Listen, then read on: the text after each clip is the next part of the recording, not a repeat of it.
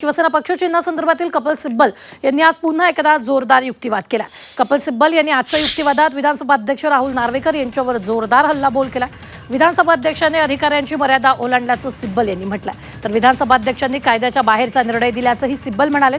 विधिमंडळ पक्ष हाच राजकीय पक्ष असल्याचा निष्कर्ष काढत राहुल नार्वेकरांनी पक्ष आणि चिन्हाचा निर्णय दिल्याचं म्हणत सिब्बल यांनी नार्वेकरांवर निशाणा साधलाय।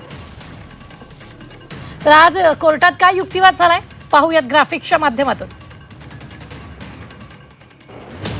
विधानसभा अध्यक्षांनी त्यांच्या अधिकारांची मर्यादा ओलांडली।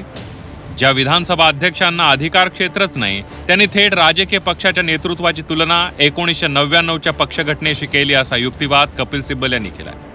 या घटनेच्या आधारे पक्षाची सध्याची नेतृत्व रचना ही पक्षघटनेला धरून नाही असा निष्कर्ष विधानसभा अध्यक्षांनी काढला। वास्तविक पाहता हा अध्यक्षांच्या अधिकार क्षेत्राचा भाग कसा असू शकतो असा सवालही सिब्बल यांनी केला। अध्यक्ष हे स्वतः मान्य करतात की मी राजकीय पक्ष आहे, ही माझी संरचना आहे आणि मीच पक्षप्रमुख आहे, या गोष्टींवर अध्यक्षांचं कोणतंही दुमत नाही। मग असं असताना थेट 1999च्या घटनेकडे मागे जाण्याचा प्रश्नच येतो कुठे असा सवालही कपिल सिब्बल यांनी आपल्या युक्तिवादात केला। हा कोणताही शैक्षणिक सराव किंवा निव्वळ कागदी खेळ नाही, तर हे वास्तववादी राजकारण आहे। मी संबंधित नेत्याला पक्षाचं चिन्ह दिलं, त्यांनी त्याच चिन्हावर निवडणूक लढवली आणि मंत्रीही झाले असा युक्तिवाद कपिल सिब्बल यांनी केला। 2018च्या पक्षघटनेनुसार त्यांनी पदाचा फायदा घेतला, पक्षघटनेनुसार ते निवडूनही आलेले आहेत आणि निर्णय देताना हीच पक्षघटना बाजूला ठेवली, विधिमंडळ पक्षातील बहुमताच्या जोरावर निर्णय दिला गेला असा युक्तिवाद कपिल सिब्बल यांनी केला। त्यावर आमदार अपात्रता प्रकरण आता सक्रिय राहिलेलं नाही असा न्यायाधीशांनी एक मुद्दा मांडला। त्यावर आमदार अपात्रता प्रकरण महत्त्वाचं आहे, त्यावर बऱ्याच गोष्टी अवलंबून असल्याचं कपिल सिब्बल यांनी म्हटलंय। हे सर्व घडलं तेव्हा तुमच्याकडे संख्या किती होती असा सवाल न्यायाधीशांनी कपिल सिब्बल यांना केला। तर आमच्याकडे 55चा आकडा होता, आधी आमचे 16 आमदार गेले, नंतर 10 आमदार गेले असं कपिल सिब्बल म्हणाले। त्यानंतर त्यांच्याकडे 39 आमदारांचं संख्याबळ झालं। गेलेल्या आमदारांनी पक्षाच्या नोटीसीकडे दुर्लक्ष केलं। आमदारांची संख्या कमी असली तरी पक्षप्रमुख म्हणून सर्वाधिकार उद्धव ठाकरे यांच्याकडे होते।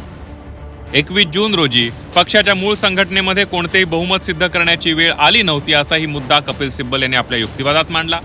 पक्षाच्या बहुसंख्य घटकांचा किंवा मूळ संघटनेचा आपल्याला पाठिंबा असल्याचा दावा बंडखोर गटाने 21 जूनला केला होता असा दावा त्यांनी थेट 19 जुलै रोजी केला। त्यामुळे 21 जून रोजी राजकीय पक्षात कोणती उभी फूट पडलेली नव्हती असाही आपल्या युक्तिवादात मुद्दे कपिल सिब्बल यांच्याकडून मांडण्यात आलेले आहेत।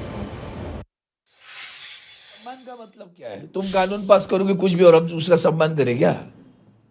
सम्मान का मतलब, सम्मान तो पहले से करते आए, आज भी करते हैं, कल भी। अभी अच्छा दिन जब सत्र खत्म हुआ तो वंदे मातरम गाया ना, सम्मान नहीं किया क्या? लोग उठकर गए, तो क्यों झूठ बोलते हो? तुम्हें तो हिंदू मुस्लिम करना है भैया। इतनी पागल जनता नहीं रही है, जानती है, पैरों तले जमीन हिल रही है। कौन सा मुद्दा लेके लोगों के पास जाए? और फिर बुरा न मानना, आपकी मीडिया है, वो यही ढोल बजाती रहेगी।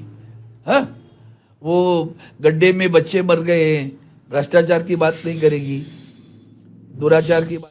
आता शिवसेनेच्या मूळ पक्ष कोणाचा आणि पक्षचिन्ह कोणाचं याच्याच बरोबर संख्याबळ ठरवताना केवळ ते आमदार संख्येच्या आधारे ठरू नये। सादिक अलीच्या केसमध्ये 1972 मध्ये सांगितलं, 2024 मध्ये कन्फर्म ते झालं, हा सुद्धा मुद्दा सांगण्यात आलेला आहे। मग हे सगळं माहिती नाही आहे का कोणत्या राजकीय नेत्यांना? सगळ्यांना माहिती आहे, पण तरी मग 2/3 बहुमताचा मुद्दा काढायचा जो की 2003 मध्ये रद्द झालेला आहे कायद्यातून। आणि त्या अनुषंगाने पाहिलं तर सगळेजण जे आमदार तेव्हा पळून गेले होते ते अपात्र ठरतात आणि तशा पद्धतीने पक्ष फोडला असेल तर त्या व्यक्तींना पक्ष देता येत नाही। जो निर्णय दिलेला आहे तो कायद्याच्या चौकटीत राहून दिलेला निर्णय आहे आणि सुप्रीम कोर्टाने जे निकष दिलेले त्या निकषाच्या आत राहून आधारावरतीच हा निर्णय दिला गेला आहे।